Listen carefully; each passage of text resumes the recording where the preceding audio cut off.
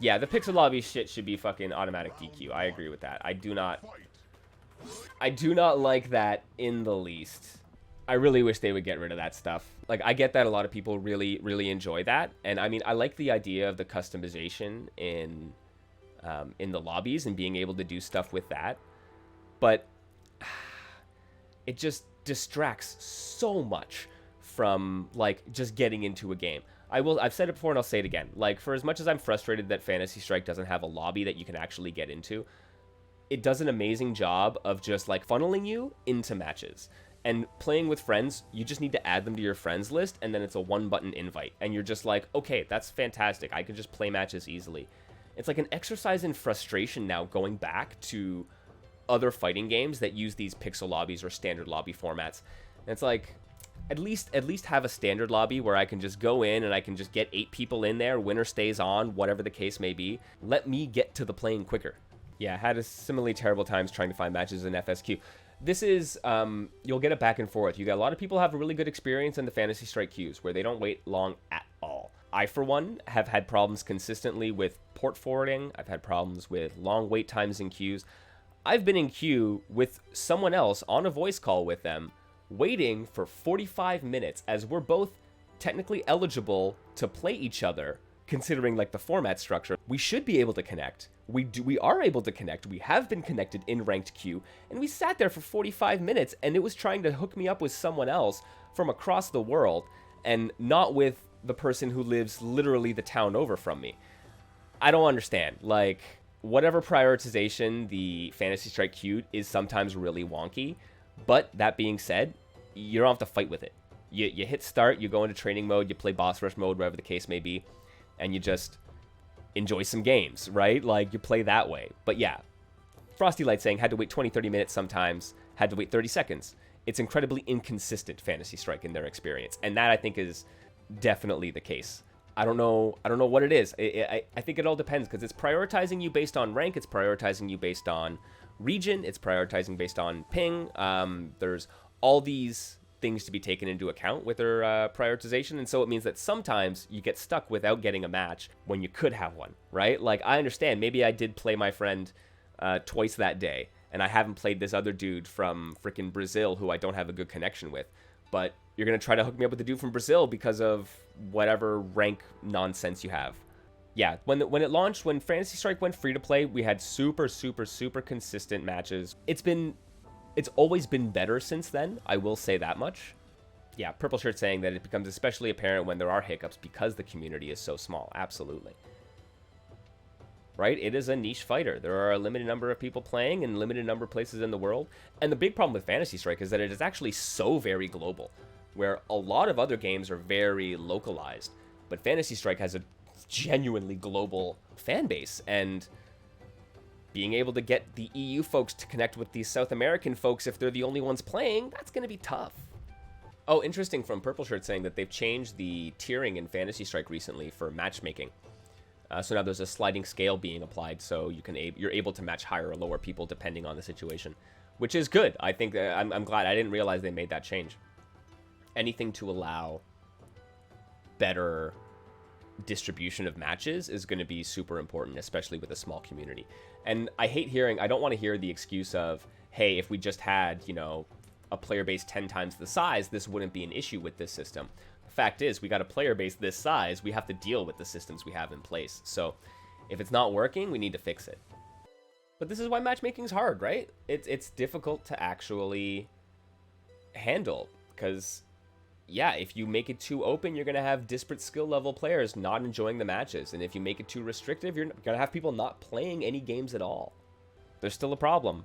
And it's not easy to do. My biggest issue with the Fantasy Strike queue system is that it's not easy to do a communal session. If I just want to hang out and play casuals with 6 other people, we have to keep going in and out of matches and rematching each other and managing that ourselves instead of just sitting in a lobby and have it be managed for us. And that's also a good way to get people in, where you can just say, hey, come check my lobby. Here's the code. You hop in it. And people just can filter in and out, and you don't have to be like, oh, this person doesn't have this other one on their friends list. Now they got to match up on Discord or through some other communication method just in order to be able to then hook up in game. Yeah, you don't want to be at the mercy of a queue when you want to get into a community lobby, like Frostalight says. I think that's the biggest concern. I think that's where most of the issues with no lobbies in fighting games comes from fighting game players, is that they're sitting there saying, hey man, like I want to get together with my local Toronto crew and hang out and chat and do that. And you offer no text communication, no voice communication, and no ability to sit in a room together, a virtual room together. And then, as far as, and then when we had a bigger player base, everyone was in Masters. Because the tiering worked for a smaller player base and they got bigger than what they expected, which let everyone play everyone so much that you could just grind out the matches and hit Master. There was a time long ago where there was 5-6 Master ranked players and they gate kept you. Like, it took time and effort and consistent wins to be able to hit Master rank before the free-to-play launch. Even before the free-to-play launch, it had gotten progressively easier as the community had grown. When it was still in early access, holy heck, the Master Diamond tier was like genuinely a hard stop for 99.9% of the player base. And then after free-to-play, it was just like, yo, we're handing out Masters tokens, guys. So Division Ring saying that's the dilemma. If you can only implement one matchmaking system, lobbies are better for niche, but queues remain better for populated. It's interesting because the design philosophy behind the queues is that it actually funnels everybody into the same matchmaking pool, right? Where lobbies would actually divide them further. So queues are actually probably good for ranked matchmaking, even casual matchmaking, but I think it leaves out the personal friend lobby section of it, which is the complicated thing. 1v1s are easy. Large scale queuing is easy. That middle ground becomes difficult. I think the FS devs, the Sterling Games devs, are probably correct in saying that, yes, let's do queues for our game because that makes sure everyone's in the same queue and it increases the potential player pool. So I think that's probably wise and why they don't do lobbies, but at this point, like like I said, when it comes to end of lifing a game and you're not doing your matchmaking anymore and your servers aren't up and running, you need to give players the ability to continue to play your game. If you value them as a player base, you should be doing that. If they're gonna make any changes to the game, it's gonna be for a good reason because something's happening, either an update, a new character, or end of lifing the game. Sadly, is one of the other possibilities. So, and I fear for the time where they end of life Fantasy Strike. If we're just left with this, with no servers, I'm concerned. I would hope that at the very least any final parting farewell offers us some code-based lobbies that you can just be like, here, generate a lobby, here's your code, and then you can send it out to other people, and at least then you can get in on matches that way without having to worry about matchmaking. I'd say that's my biggest concern. And yeah, Jag, absolutely. The development is slowed down because they're not pulling in enough money. This was always very clear, all right? I think if people have been in this community long enough, the Fantasy Strike community long enough, it was very clear from the get-go, where it's like, you guys want more characters? Tell all your friends. Want more costumes? You want updates? You want this, that, and the other? Yeah, right? Go and make sure we can sell some more and people buy cosmetics, and then we can do these things. And that was the big push for free-to-play, where they anticipated a significant increase in revenue. I don't know how that worked out. My understanding is that it's probably a wash. I think they didn't keep enough of their increased player base to make it more profitable, but I don't have a sense that it is less profitable than what it was. And then you have the people who, like Frosty says, don't give a fuck because it's not Smash. Even when it's free to play, it's not Smash. And that's what a lot of people want. I think especially the casual, like, gaming into fighting gaming group, they want just kind of Smash Brothers stuff. I think that's why you see more success with Brawlhalla and Rivals of Aether. That was the other one I was thinking of. Oh yeah, Super Jag, wash in this case just evens out, right? Like, it was no more or less profitable for them as free to play or pay to enter.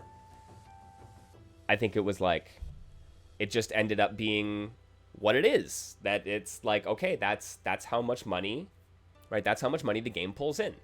Whether it's free to play and people are invested in it and are happy to buy the cosmetics, or it's $10, $15 to get into it, and then that is your base thing, and people are willing to spend that much. I think that's just what it was. Free-to-play needs an influx of new buyable stuff, and we have received precisely one of those in all of almost a whole year, Like, they did the initial launch, and they did the one when they did the big update, and that's it. And we got nothing out of it. And for as I mean, I sound so petty, right? Like, it's not that we got nothing out of it, but like, that's it. And if you're gonna make cosmetics the core of your money-making proposition, then you have to provide cosmetics for people to buy. You can't make 11 of them and say, why didn't the whole player base buy all 11 of them? People only want ever 1 or 2 of them. So you got to make the ones they want, and then they're going to buy it. Yes, that requires making a lot more stuff, and that costs money. But I'm sorry, dudes, that's how it works. That's why something like Fortnite or League can be, or all these other games can be financially viable using cosmetics, because they have a critical mass of players and a critical mass of items that are worth people's time and money. If cosmetics are your business model, says Frosty, then you need to be releasing them monthly minimum. At the very least, you need a clear and regular cadence of release, right? Once a quarter, you do a big thing where you're like, hey, this is every character gets 1, or you do a quarter of the cast gets theirs, and then you start rotating those in as time goes on. They were supposed to happen, and then some stuff happened with either development and all that, which led to it not being able to come out. So I get it, that's a problem.